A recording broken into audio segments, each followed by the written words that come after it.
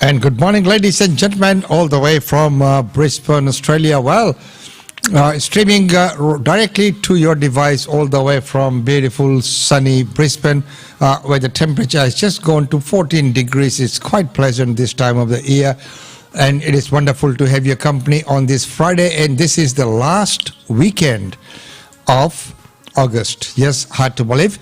Well, here we are. Where are we? We are in Queensland. That's where this broadcast is coming to you from. And it is such a beautiful place, and everyone wants to be here, especially now when every other place is in lockdown. So what would people do to get here? People, talking about overseas where people are, trying to cross borders. This is happening right here on our doorsteps. Lady tried to come in on a tow truck trailer in her car being towed, and she was actually inside the boot. Here's that clip and the footage courtesy of QPS.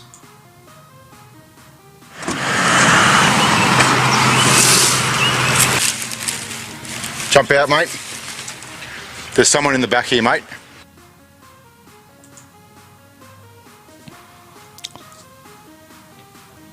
Jump out. Are you the only one in there? I'm going to be nice to you. There's no need to be rude. I've just asked you to hop out.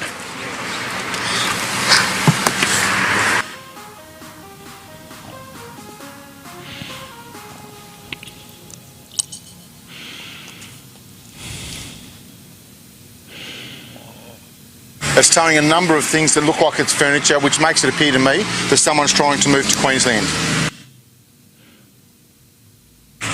So do you understand that you're not allowed in Queensland at the moment? Can I ask you if you didn't know that while you were hiding in a boot?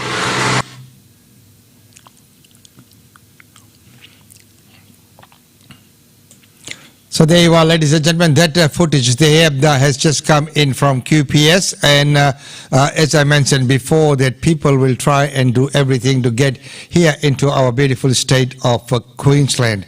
Well, ladies and gentlemen, as we know that there's so much happening out there with the restrictions and everything, and of course the vaccination rates are getting up, so which is a good thing to see, that many people are coming out to get vaccinated. And as I said before, I had my second dose of AZ yesterday, feeling okay. I came straight, I went from work and came back straight to work, and I'm back at work today, and went to the temple last night, as it is Janmashtami time for us Hindus at this point in time.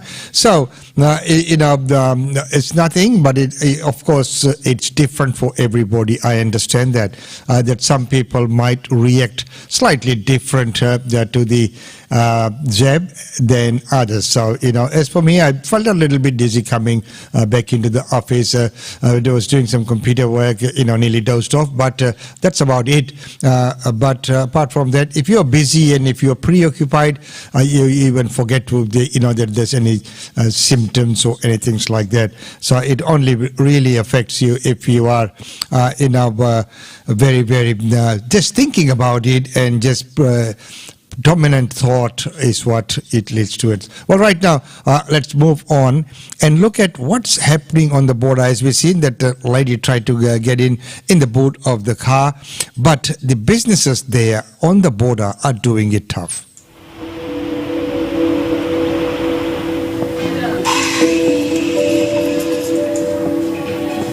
It's very quiet at the moment, yeah. The morning coffee rush has turned to a trickle at Kylie Bastos's Gold Coast Cafe. And how much are we down, Kylie? Well, at the moment we're down 60%. 60%? Yeah, it's not very much fun.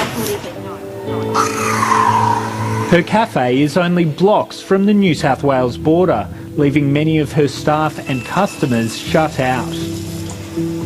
It's a ghost town in Coolangatta at the moment. The beachside communities of Coolangatta and Tweed Heads are so intertwined, the area is known as twin towns despite being in different states.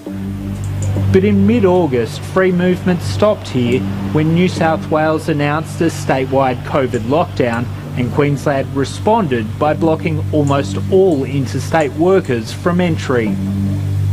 Queenslanders don't want to see those case numbers come into Queensland, so that is why there is a border closure. To stop people from going to work that are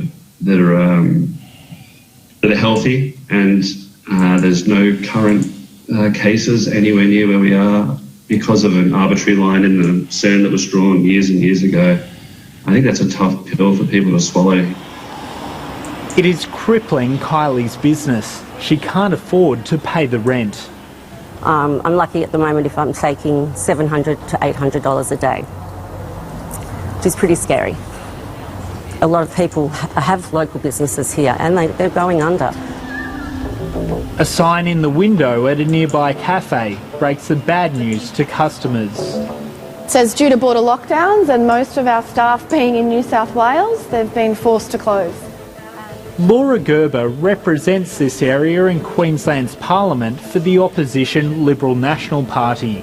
She believes the situation is so dire the Palaszczuk government should introduce a border financial package.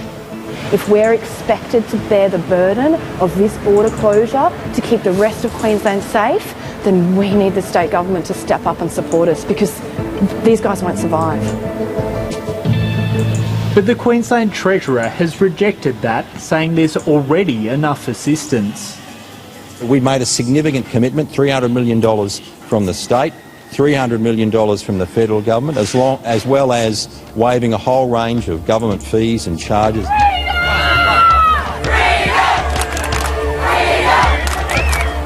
Tensions are rising. On Sunday, around 1,000 people attended a controversial protest where few were wearing masks. Also, my kids are in Queensland, so I won't be able to see them. This screen printing business on the southern Gold Coast is normally humming with activity, but a staff shortage has left them running at just 20% capacity. Carl Birch has come out of retirement to lend a hand. I've got 4 of my key employees stuck over in the Tweed, and just to try and keep production going, I've had to come out.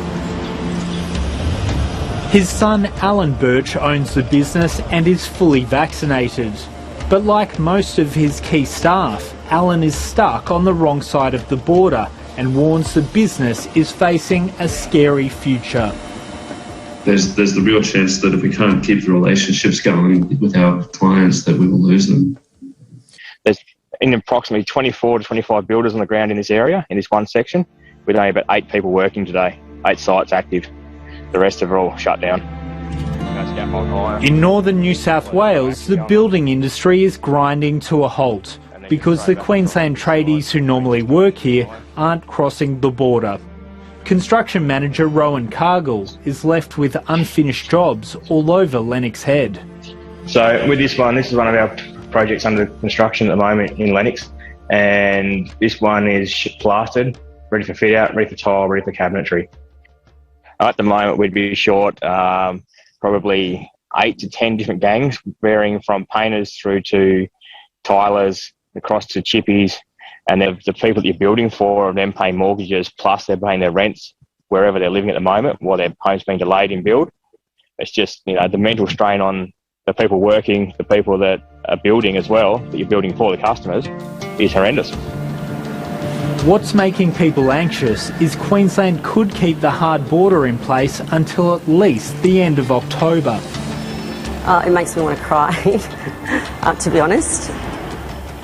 A multi-party group of New South Wales politicians believes it has a solution. They want a border community zone to be created where checkpoints would be moved to the south and west of the Tweed.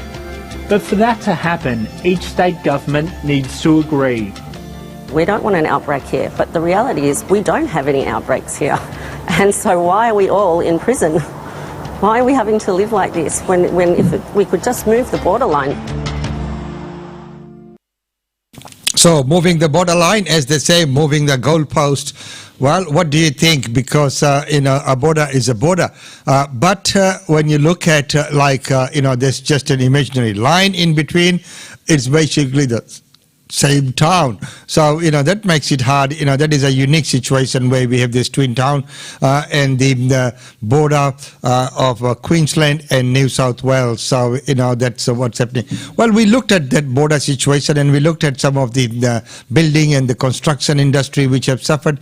It's not only them. What about the logistic companies? How are they coping in this time? A pickup in imports of cars and consumer goods has lifted the profit of logistics operator Cube. The company will pay an increased dividend of 6 cents a share. CEO Paul Digney says container volumes jumped in the last half of the year. I spoke to him earlier. The delays were some time ago, and now we're seeing just constant containers coming through our business, both in the Cube and Patrick's space. And what's happening with shipping costs? Are they continuing to rise? They're fairly high at the moment, and I think the view is that may be here for a couple of more years. So has it been difficult to still keep things moving across the country? What have the bottlenecks been? We've had issues with border closures, but not about actually moving freight across borders. It's more about actually moving labour to certain jobs. So we've had a lot of good volume through our mining sector customers. The only problem we've had, and miners and logistics companies, has been getting labour into Western Australia. Well, just how frustrating has it been for you seeing those hard borders in WA in particular and perhaps Queensland go up? It's been challenging at times. So one good thing out of that in Western Australia, we started a recruitment process more in Western Australia and some training programs around some heavy vehicle training programs. So we've looked to make sure that we resource as much as we can out of each home state and support that state, but there will be still always a reliance on interstate and international workers for some of our workforce. Unions in WA have been calling for the suspension of your stevedoring licence while an investigation into COVID safety practices take place. What's your response to these calls? We've got an industrial relations issue there at the moment. We had some management working a ship, and they walked off the ship and pulled their mask off a bit early. So we've cautioned those people, and we've dealt with it. Paul Digney, we appreciate your time. Thank you so much. Thank you so much for that report. As we know that people working on ships and the ports and everything like that, they are very vulnerable, and those are the places from where most of the times the diseases and things get in. So they need to be extra vigilant and make sure that all the safer health practices are followed through. But as they worked off the ship, they took off their mask a little bit earlier than what was supposed to be. Well, right now, when can we have this, the international travel happening once again? We speak to the CEO of Qantas, and as he mentioned before, that by now we should have been really up and running. But that was the prediction, and it didn't happen. Why? Alan Joyce, welcome to The Business. Good to talk to you again, Alicia. I'm guessing you're not quite where you were hoping to be at the full year result. No, I mean, we thought that at this stage that we would have had the full domestic operation back and be ahead of pre-COVID levels. But unfortunately, the Delta variant has knocked us for 6, as it has the country, and getting a lockdown in New South Wales and Victoria and Canberra has put our network significantly below where we thought it would be. Well, let's look at international. You've reiterated December this year is doable, and you flagged destinations such as the UK, LA and Singapore to start. How will international travel work? Well, first of all, we've obviously had a lot of dialogue with the federal government, and while nobody has a crystal ball of how this could develop, the principles that we've assumed here, the government thinks it's sensible, and I think a number of government ministers have said that today. So our first principle was we think countries with the same level of vaccination, the 70 to 80% that Australia will have by the end of the year, will be those tier 1 countries that we could open up to, which, as you mentioned, are Canada, the UK, the west coast of the United States, Singapore, Fiji, New Zealand. The second criteria is going to, depending on how much schedule we put in, is the quarantine requirements. And we're hoping that its minimum level of hotel quarantine, no hotel quarantine. If it's 14 days, still at that stage, we won't have an international operation. But if it's home quarantine until you have a negative test, which is a way a lot of other countries are doing it, we think you could see international really opening up.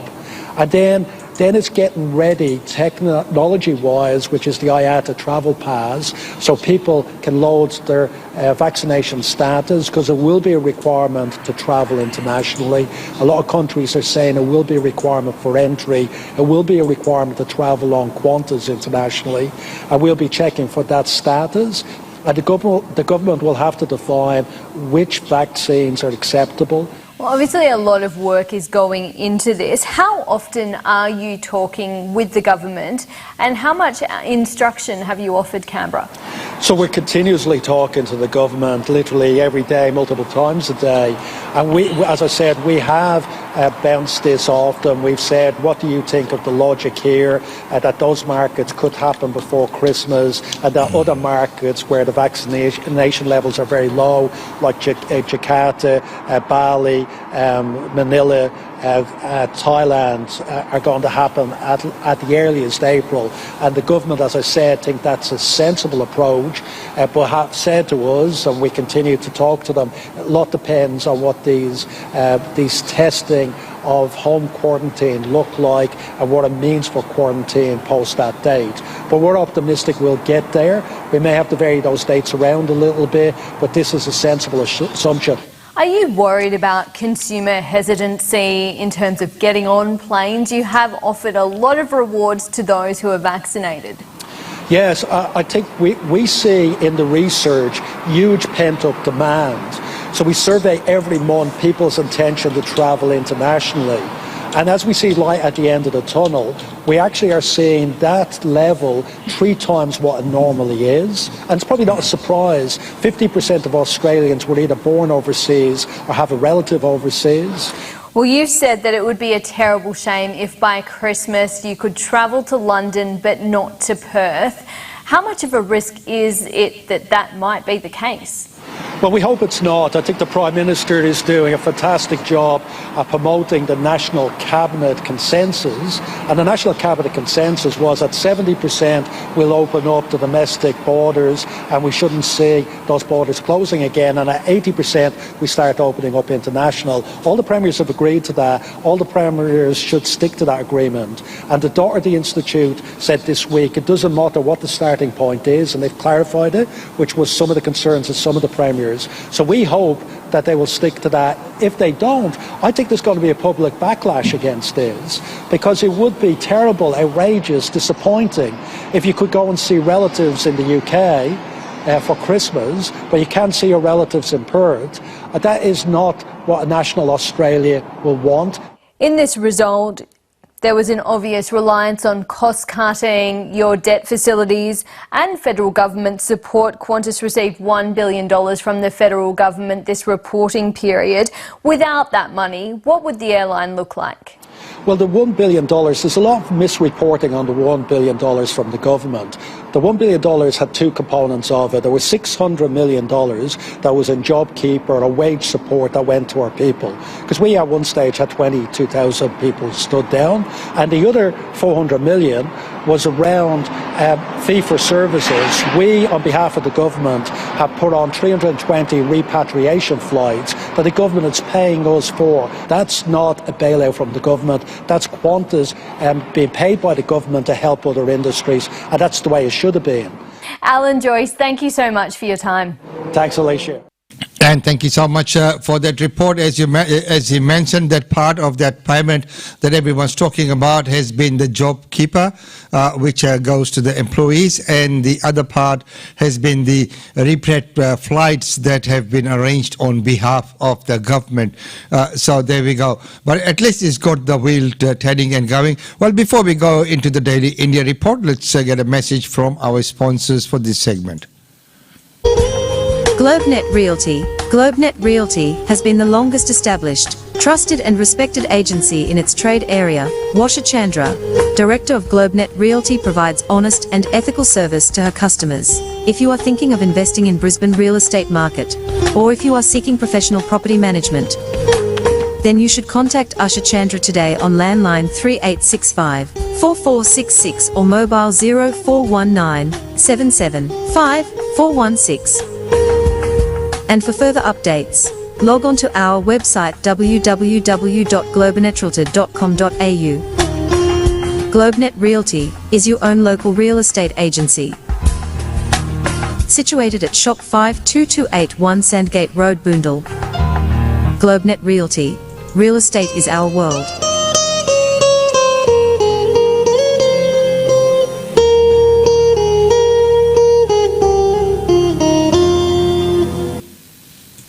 And real estate is the world. Don't forget that every Wednesday we have the real estate update right here with Usha Chandra of GlobeNet Realty. Well, ladies and gentlemen, right now it's time to go to our daily India report, which is presented by PIO TV. It's a collaboration between PIO TV and Australian Indian Radio, an exclusive service to you. Welcome to the Daily India Report that brings you glimpses of the changing India and the growing engagement of the Indian diaspora with India.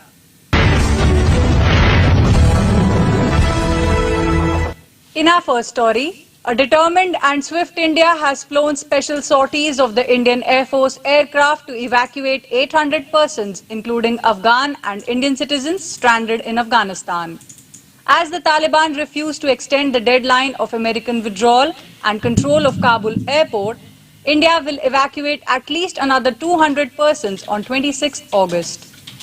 A special Indian Air Force aircraft is expected to evacuate at least 200 stranded individuals from Kabul on 26 August.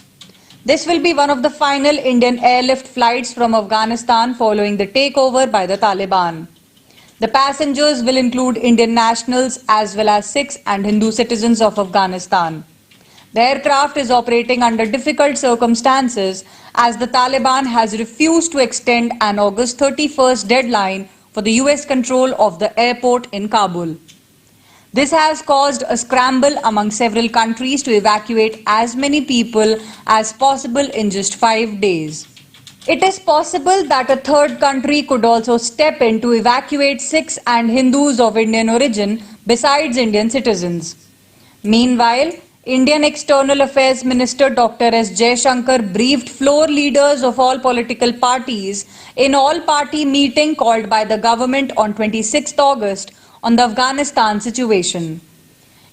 India has so far brought back more than 800 people from Afghanistan, where the Taliban swept to power 2 weeks before the withdrawal of American forces. The government's briefing focused on the evacuation mission from Afghanistan, as well as its assessment of the situation in the war-torn country in the wake of the Taliban seizing control of almost all key Afghan towns and cities, including capital Kabul. India has named its Afghanistan evacuation mission Operation Devi Shakti.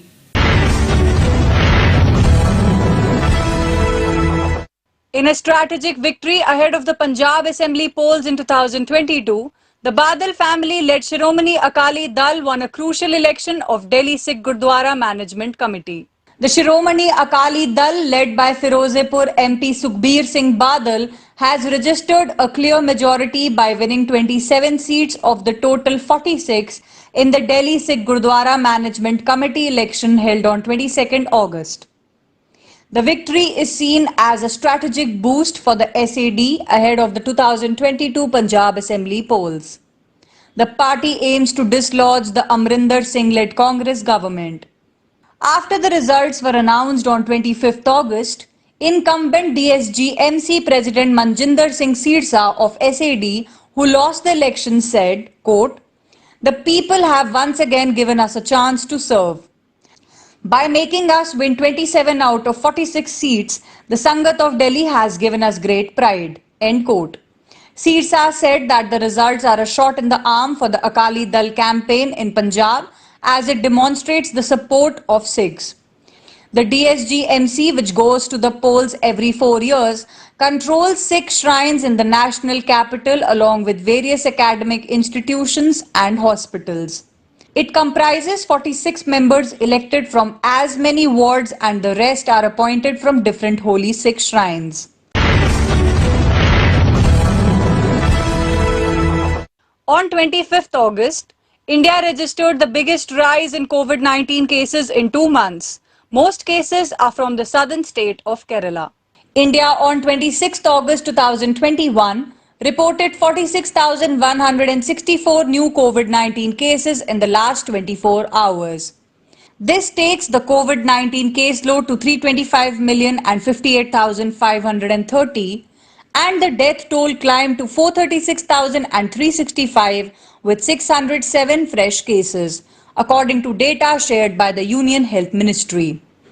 As many as 34,159 recoveries have been logged in the last 24 hours, taking the total recoveries to 317,088,440.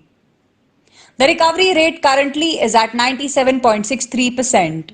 Besides, India's active cases rose to 333,725 in 24 hours, comprising 1.03% of the total infection count. The daily positivity rate was recorded at 2.58%. It has been less than 3% for the last 30 days. While the weekly positivity rate was recorded at 2.02%, it has been below 3% for the last 62 days. In the past 24 hours, a southern state of Kerala logged 31,445 new coronavirus cases, with test positivity rate in the state soaring to 19.03%. The number of cases registered was much higher than the 24,296 cases reported on the previous day. Meanwhile, in National Capital Delhi, an expert committee of the Delhi Disaster Management Authority has suggested to the state government that the schools should be reopened in phases, with the first phase for senior classes. This should then be followed by middle school and then primary school at the end. The final decision on when and how to reopen Delhi schools would be taken in the meeting of DDMA. The newly appointed High Commissioner of India to Tanzania, Binay S. Pradhan, presented credentials to the President of Tanzania on 25th August. Newly appointed High Commissioner of India in Tanzania, Shri Binay S. Pradhan, presented his credentials on 25th August 2021 to the Honorable President of the United Republic of Tanzania, Her Excellency Ms. Samia Suluhu Hassan, at the State House in Dar es Salaam. Welcoming the new High Commissioner, the Honorable President laid down her vision to broad-base the bilateral relations between Tanzania and India. The High Commissioner was touched by her warmth and friendship for India. US regulators have finally awarded the first full approval of the Pfizer-BioNTech vaccine. This vaccine could help increase vaccination rates. Reports say US federal regulators on 23rd August 2021 granted full approval to the Pfizer-BioNTech coronavirus vaccine. This could help increase inoculation rates and spark a wave of vaccine mandates by employers and universities as new cases and hospitalizations surge, fueled by the ferocious Delta variant. The Food and Drug Administration action marks the first licensing of a vaccine for COVID-19 since the pandemic hit the USA in 2020 March. There was a huge demand from medical professionals and others that the FDA move faster on approving the vaccine. After all, millions of inoculations since 2020 under an emergency authorization demonstrated the shot's safety and effectiveness. The FDA had insisted on 6 months follow-up data for people enrolled in the pivotal clinical trial. In the end, the vaccine approval was the fastest in the agency's history, coming less than 4 months after Pfizer-BioNTech filed for licensing on May 7th. Now, fully vaccinated Indian nationals in Saudi can visit Saudi Arabia without quarantine. After the UAE eased travel restrictions, now Indians planning to return to Saudi Arabia will not be asked to quarantine in a third country anymore under certain criteria. A tweet from the Indian Embassy in Saudi Arabia said that the above relaxation is only for Indian nationals who have travelled to India after receiving both doses of the vaccine. They will be able to return to the kingdom directly without the need for quarantine in a third country. Last month, Saudi Arabia said it had imposed a 3-year travel ban on citizens travelling to countries on the kingdom's red list under efforts to curb the spread of coronavirus and its new variants. Bollywood mogul Karan Johar hit yet another milestone as his film Sher Shah garnered the highest ratings among Hindi films on the Internet Movie Database. The Amazon original movie bagged a rating of 8.9 by the IMDb users, the highest for any Hindi movie. हर फौजी का सपना होता है कि कम से कम एक बार war में जाने का मौका मिले। तू सारे नु मार कट के वापस आ जाएगा। कोई फिक्र न कर जानी, मैं तिरंगा लहरा कर आऊंगा, नहीं तो उसमें लिपट के आऊंगा, लेकिन आऊंगा जरूर। Bollywood top director Karan Johar led Dharma Productions' latest flick Sher Shah opened to a phenomenal response from the audience and critics alike. Now it has garnered an IMDb rating of 8.9, making it the top-rated Hindi title as voted by more than 64,000 IMDb users. The Amazon original movie has now officially entered the big league. The biographical war drama of the late Paramveer Chakra-winning Captain Vikram Batra is Siddharth Malhotra's highest fan-rated movie on IMDb. The film is also trending at #10 globally on this week's IMDb Pro Movie Meter chart, which ranks the most popular films and is determined by IMDb Pro data on the page views of hundreds of millions of IMDb customers around the world. Speaking of the film's success, Apurva Mehta, CEO of Dharma Productions, said the rating is a testament to the audience's appreciation of the movie and also to the hard work put in by the incredible cast led by Siddharth Malhotra and Kiara Advani, director Vishnu Vardhan's vision, its co-producers Kash Entertainment and the entire team. Producers feel gratified that the Batra family gave them the opportunity to share his story.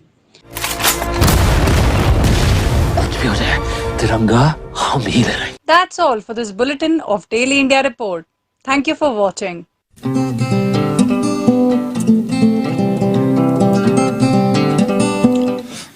So, ladies and gentlemen, that has been the Daily India Report brought to you by PIO TV and the anchor Ankit. Well, of course, right now it is time to look at some of the functions and events taking place right here in Brisbane. So let's take a look at the functions and events taking place.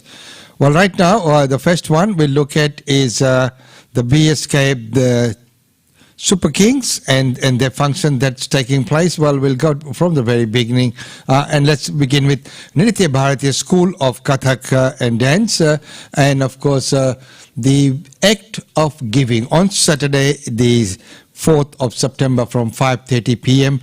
Remember, this has been a postponed program which was postponed from 14th of August. Now it will be on 4th of September. And if you had bought tickets previously, your tickets would still be valid. But if you would like to get tickets, you can go online to have a look if tickets are still available. Well, next up is the Benio Diwali. And the Benio Diwali, which is run by Benio District Community Group, and this is on Saturday 30th of October and from 12 p.m. till 6 p.m. at 284 St. Vincent's Road, the Benio Beehive Stand. Well, jumping cultures, food stalls, Gidda, Bhangra, Bollywood dances, cultural performances, a fun-filled family day, so our event not to be missed. Next up, the BSK 9th Annual Cup, and it is happening right now on every Sunday. We'll bring to you results as they come to hand. And of course, the Federation of Indian Communities of Queensland, their annual Diwali is on 5th of November. It's a free entry at King George Square. As we know that every year this is a wonderful event which people always look forward to. India Day Fair. Well, the postponed India Day Fair, which is supposed to happen on the 15th of August, is now happening on 23rd of October, the 75th years of Indian independence, and being celebrated at Suncorp Piazza. For further information, you can contact Rakesh Sharma, the President of GoPio Queensland. So next up, Krishna Janmashtami. This year for Krishna Janmashtami, why don't you invite Krishna to your home? Well, this year, due to current COVID-19, the celebration is not the same. So in our ISKCON is giving everyone a chance and an opportunity to invite Krishna and the devotees into your home and have a small and personal Janmashtami celebration. What a good and grand idea. So on Tuesday, 31st August from 7 p.m. till 8:30 p.m., please register for that if you would like that to happen. Well, the Kairali Association, the Kairali Brisbane is presenting the Onam Festival on 11th of September. And of course, it is again a postponed event, but it is a wonderful event to be taking part in. Sri Lakshmi Narayan Mandir, Krishna Janmashtami celebrations is happening there. So it began on 24th and it will go until 29th from 6 p.m. till 8 p.m. Katha, Aarti and Prasadam. Sri Krishna Janam celebration will be on Monday, the 30th of August from 6 p.m. till midnight. Next up, Lalita Kalyala School of Bharatanatyam 7th Annual Concert Sukhino Bhavantu on Saturday 28th of August 4:15 p.m. onwards at St. John's Anglican College. And if you have registered for it, your tickets are still valid if you had already registered previously. And you might like to try, as most of the events these days are going at sold house concerts, and because of the restrictions and the number of tickets that can be released, they all get taken very, very quickly. Bullerwood, dinner and dance Fiji Indo-Fusion. So please do support this event as well. 4th of September at Unides Community and Conference Center. Sangeet Premi Club presents an interfaith music festival. Bhajan, Kirtan, Sufi Chohar, Qawwali and devotional music and dance presented by popular singers, musicians and groups on Saturday 9th of October from 5 p.m. till 10 p.m. Proudly supported by Queensland Government, organized by Sangeet Premi Club. The Santham Multicultural Fest happening at 108 to 112 Middle Road in Hillcrest. An event proudly supported by City of Logan and of course Queensland Government. A grand musical night presented by Sargam Musical Group is now rescheduled for 13th of November. If you don't have your tickets, please log on to trybooking.com and secure your tickets as limited seating is available. Sri Vishnu Maya Mandir, 86 Scott Line, North McLean, and it's been now that the road is blocked, but right after that entry to the temple. So isn't that wonderful? Well, Sri Krishna Janmashtami by His Holiness Dharam Guru Pandit Tripathi Ji, everyone is invited to please join in this celebration, and which has begun from Monday 23rd and it will go till Monday 30th of August. So the timings are Monday to Friday from 6:30 p.m. onwards, Saturdays and Sundays 5 p.m. onwards. Food will be provided daily. Havan will be performed on Saturday 28th at 5 p.m. Sri Krishna Ji Ka Janam Utsav will be 8 p.m. on Monday 30th of August, and it will be celebrated with Kirtan, Sohar, Garba, Bhog, Aarti and Mahaprasad. So if you like to sponsor the food, you can contact Devika Maharaj, and of course the food sponsorship is $400 per sponsorship. Janmashtami celebration at Sri Selva Vinayakar Temple, which is at 4915-4923 Mount Lindsay Highway in South McLean. Let's celebrate this Janmashtami by dressing up kids as Krishna, Radha and Gopis and the beloved characters from Mahabharata. Yes, please do that on Sunday 29th of August from 10:30 a.m. till 12:30 p.m. For further information you can contact Rajesh on 0415 685 462. Next up, we look at Simply Human, celebrating superheroes without capes. The new date is 9th of October. And if you haven't booked already, try your luck and you might go on to try booking and try your luck on try booking, and you might be get some seats, because if you were on wait list, if someone's cancelled, you might get that opportunity. And an evening of soulful music to raise funds for COVID-19 relief in India. The classics and classicals, iconic songs of Indian cinema based on ragas. Saturday 28th September, Unides Community Centre, Willawang. Tickets on Premier Tickets.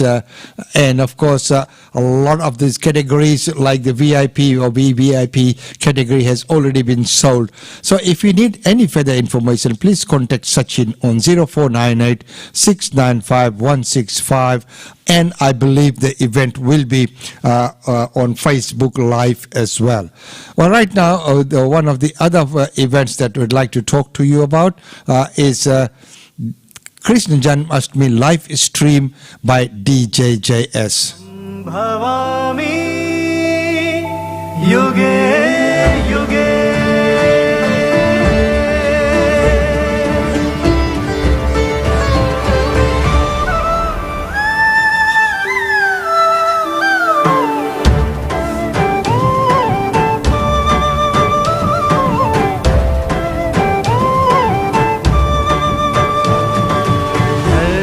संस्थापन को दुष्ट दलन को साधु की त्राण को संभवामि संभवामि युगे संभवामि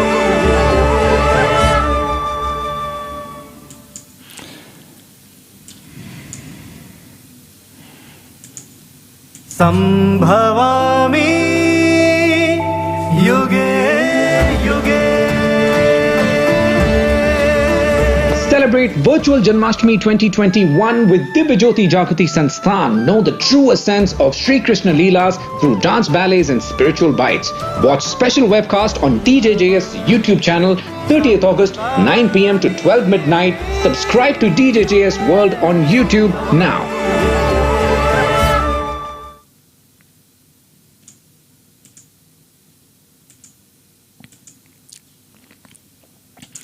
Well, ladies and gentlemen, that's about all we have for you in this segment. It's been wonderful having your company. So there's lots of functions and events that are taking place. Don't forget that we are back on tomorrow. But tomorrow, being Saturday, we will come on live at 10 a.m.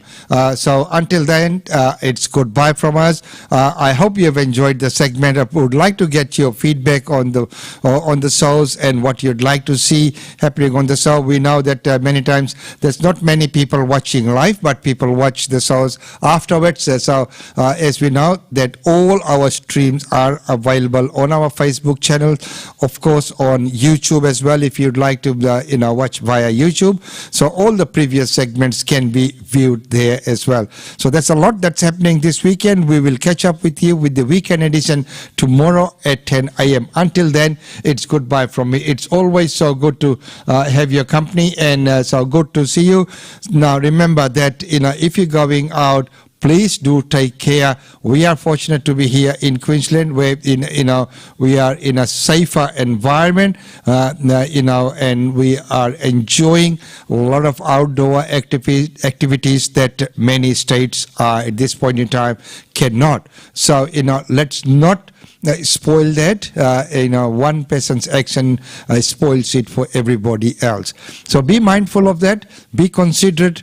Also be vigilant and make sure that you follow those safe practices. Until tomorrow, it's goodbye from me.